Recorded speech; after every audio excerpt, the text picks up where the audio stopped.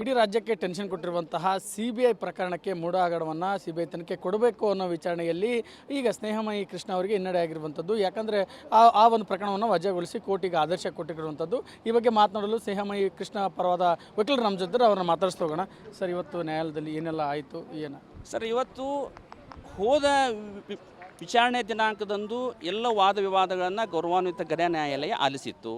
ಇವತ್ತು ತೀರ್ಪನ್ನು ಪ್ರಕಟಿಸಿ ನಮ್ಮ ಅರ್ಜಿಯನ್ನು ಗೌರವಾನ್ವಿತ ಘನ ನ್ಯಾಯಾಲಯ ವಜಾ ಮಾಡಿದೆ. ಇದನ್ನು ನಾವು ಈಗಾಗಲೇ ಸರ್ಟಿಫೈಡ್ ಕಾಪಿಗೆ ಅಪ್ಲೈ ಮಾಡ್ತಾ ಇದ್ದೇವೆ. ಸರ್ಟಿಫೈಡ್ ಕಾಪಿ ಬಂದ ನಂತರ ಏನು ಕೋರ್ಟು ಅಬ್ಸರ್ವೇಷನ್ ಮಾಡಿದೆ, ಏನು ಫೈಂಡಿಂಗ್ಸ್ ಕೊಟ್ಟಿದೆ, ಅದನ್ನು ಸಂಪೂರ್ಣವಾಗಿ ಅಧ್ಯಯನ ಮಾಡಿ ಮುಂದಿನ ಸರ್ವೋಚ್ಚ ನ್ಯಾಯಾಲಯಕ್ಕೆ ಮಾಡ್ತಕ್ಕಂಥ ಮೇಲ್ಮನವಿಯ ಬಗ್ಗೆ ನಾವು ಸೀನಿಯರ್ ಕೌನ್ಸಿಲ್ ಜೊತೆ ನಮ್ಮ ಲೀಗಲ್ ಟೀಮ್ ಜೊತೆ ನಾವು ಮಾತಾಡಿ ಮುಂದಿನ ತೀರ್ಮಾನವನ್ನು ತೆಗೆದುಕೊಳ್ತೇವೆ. ತಾವು ಸಾಕಷ್ಟು ತಯಾರಿ ಮಾಡಿದ್ರಿ ದೂರದರ ಪರವಾಗಿ. ಈ ಪ್ರಕರಣ CBI ಕೊಡಲೇಬೇಕು ಅನ್ನೋ ನಿಟ್ಟಿನಲ್ಲಿ ಸಾಕಷ್ಟು ತಯಾರಿ ಆಗಿತ್ತು. ಸರ್, ಯಾವ ರೀತಿ ಪ್ರಿಪ್ರೇಷನ್ ಇತ್ತು? ಬಟ್ ಯಾಕೆ ಇನ್ನು ಯಾವ ರೀತಿ ವಜಾ ಅಂತ ಅನ್ನೋದು ಏನಾದರೂ ಟೆಕ್ನಿಕಲ್? ಇಲ್ಲ ಸರ್, ನಾವು ಸಂಪೂರ್ಣವಾಗಿ ವಾದವನ್ನು ಮಂಡಿಸಿದ್ವಿ.